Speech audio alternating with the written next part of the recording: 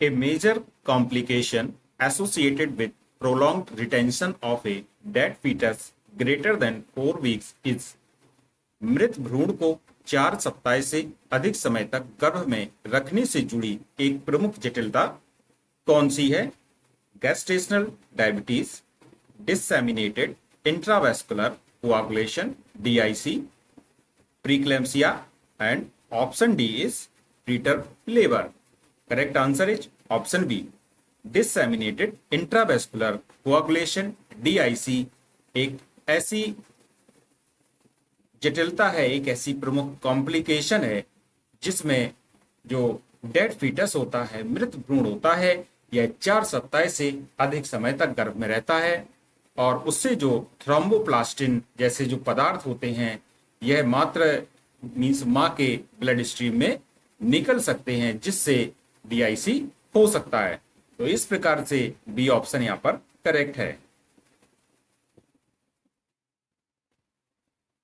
Retention of a dead fetus for more than 4 weeks can lead to the release of thromboplastin-like substances into the maternal circulation, which can trigger disseminated intravascular coagulation.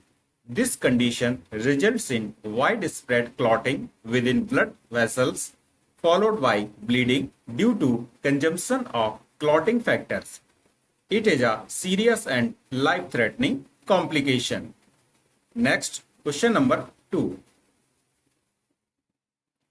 Which immunoglobulin crosses the placenta and provides natural protection to the newborn against bacteria? कौन सा immunoglobulin placenta को पार करता है और नवजात को प्राकृतिक रूप से जीवाणुओं से बचाता है? IgD, IgG, IgA, IgM. Correct answer होगा इसका ऑप्शन बी, IgG एक ऐसा इम्यूनोग्लोबुलिन होता है जो प्लेसेंटा को पार करता है और प्लेसेंटा को पार करके जो मां से भ्रूण को प्राकृतिक निष्क्रिय प्रतिरक्षा मींस पैसिव नेचुरल इम्यूनिटी प्रदान करने का काम करता है. तो इस प्रकार से बी ऑप्शन यहां पर करेक्ट होगा. Next, question number 3. The decrease in carbonic acid seen in hyperventilation is called as. hyperventilation में कार्बोनिक अम्ल की मात्रा की कमी को क्या कहा जाता है? Respiratory alkalosis, respiratory acidosis, metabolic acidosis and metabolic alkalosis.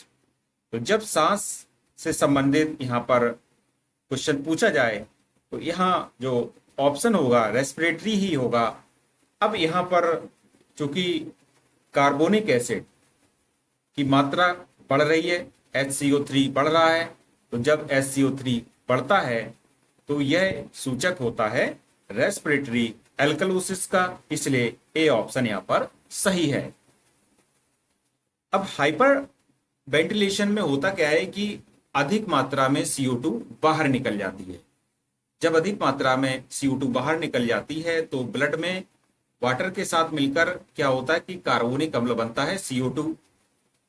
जब CO2 की मात्रा कम होती है तो कार्बोनिक अम्ल भी कम हो जाता है. जब कार्बोनिक अम्ल कम हो जाएगा तो इससे ब्लड का pH बढ़ जाता है, अर्थात वह क्षारीय हो जाता है. इस स्थिति को रेस्पिरेटरी एल्कलोसिस कहते हैं. इस प्रकार से ए ऑप्शन सही होगा क्योंकि जब भी कार्बोनिक अम्ल कम हो रहा है तो pH जब pH होती है 7 से कम, अम्लीय होती है, जब अम्ल कम हो रहा है तो यह सूचक होता है रेस्पिरेटरी एल्कलोसिस का. Next question, question number 4. Which of the following is a fundamental right of an Indian citizen? निम्नलिखित में से कौन सा भारतीय नागरिक का मौलिक अधिकार है? Right to freedom, right to identity, right against stalking and right to equal pay. Correct answer is option A सही हो जाएगा इसका. राइट टू फ्रीडम या स्वतंत्रता का अधिकार एक ऐसा अधिकार है जो कि एक मौलिक अधिकार मीन्स फंडामेंटल राइट के रूप में भारत के नागरिकों को मिला हुआ है. Next question, question number 5. Which of the following is not a solid form of drug for oral administration? निम्नलिखित में से कौन सा ओरल रूट द्वारा औषधि देने के लिए सॉलिड फॉर्म नहीं है? Enteric coated tablet, capsule, elixir, caplet. Correct answer होगा जो एलिक्सर्स होते हैं यह सॉलिड फॉर्म में नहीं होते हैं, बल्कि इसमें होता क्या है कि एक लिक्विड सॉल्यूशन के अंदर में सॉलिड पार्टिकल्स सस्पेंडेड रहते हैं। तो यह ओरली लिक्विड ओरल रूट द्वारा लिक्विड फॉर्म में दिया जाने वाला एक पार्ट होता है, एक ड्रग होती है, इसलिए यहां पर सी ऑप्शन करेक्ट हो जाएगा। Next question number 6, which determinant of health assumes that if the environment is favorable, a person can make full use of their physical and mental capabilities? स्वास्थ्य के कौन से निर्धारक मानते हैं कि यदि वातावरण व्यक्ति के अनुकूल है तो वह अपनी शारीरिक एवं मानसिक क्षमताओं का पूर्ण उपयोग कर सकता है? Environment, biological, health services, socio cultural conditions.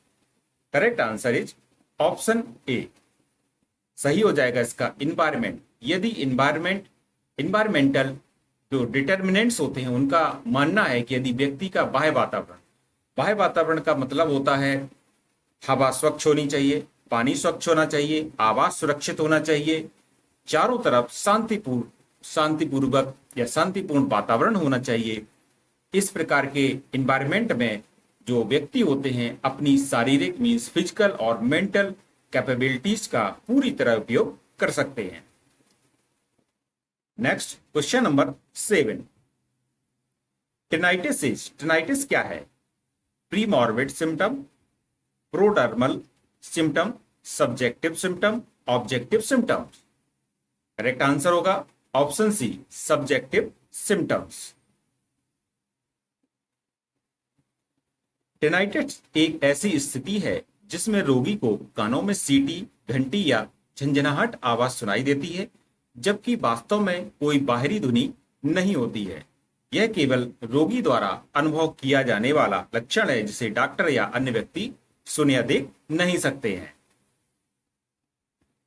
Next question number 8, in which of the following diseases is splenomegaly not present? निम्न में से किस बीमारी में स्प्लेनोमेगेली नहीं होती है? Malaria, kala azar, haemolytic anaemia, aplastic anaemia. Correct answer is option D, aplastic anaemia में स्प्लेनोमेगेली या प्लीहा वृद्धि नहीं होती है।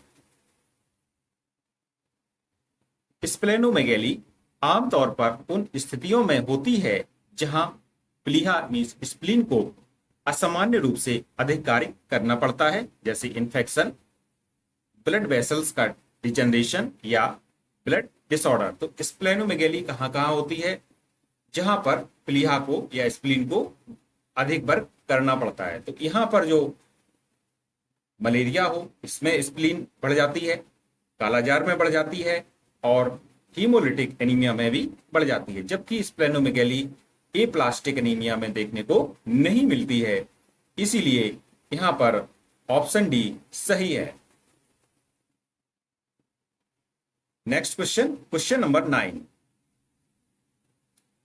विच site is involve in psoriasis? Psoriasis में कौन सी साइट प्रभावित होती है? स्किन सरफेसेस जैसे स्काल्प, नीस और elbows, nails, joints, all of the above. Psoriasis में जो प्रभावित होने वाली साइट्स होती हैं यह सभी होती हैं, स्किन सरफेस होती है, नेल्स भी होते हैं और जॉइंट्स भी होते हैं, इसलिए डी ऑप्शन यहां पर सही है।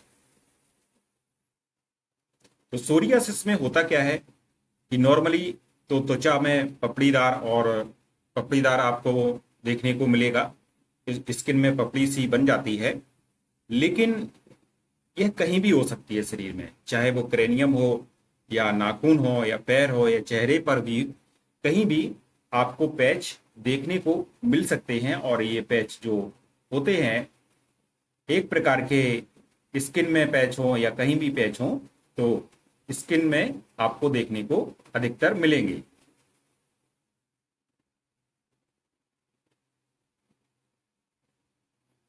Question number 10, inflammation of the outer layer of the heart is called.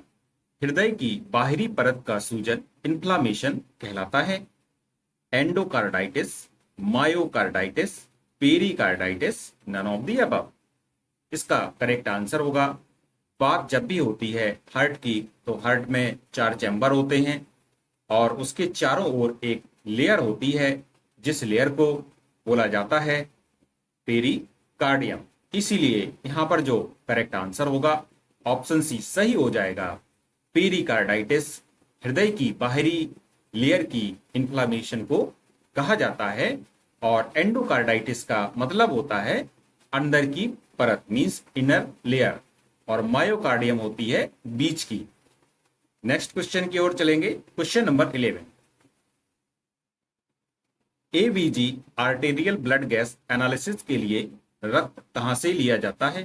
From where is blood taken for ABG analysis? Vein, artery, venule, capillaries. तो जैसा कि नाम से ही आप देख रहे होंगे आर्टेरियल ब्लड गैस, यहां पर जो सैंपल लिया जाता है आर्टरी से लिया जाएगा।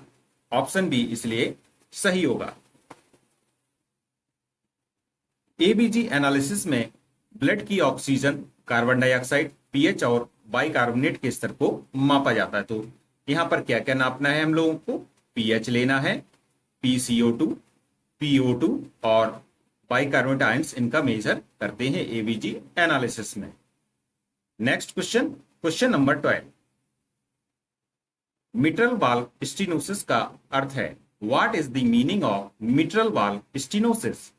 Regurgitation of blood, block in blood flow from atrium to ventricle, block in blood flow from ventricles to systemic circulation, all of the above। Correct answer होगा इसका option B, block in blood flow from atrium to ventricle. यहां पर जब देखते हैं कि हृदय में 4 चैम्बर होते हैं, ऊपर एट्रियम होते हैं, ऑरिकल्स होते हैं और नीचे वेंट्रिकल्स होते हैं। इन दोनों के बीच में क्या होता है, यहाँ पर बाल पाए जाते हैं अलिंद और निलय के बीच में।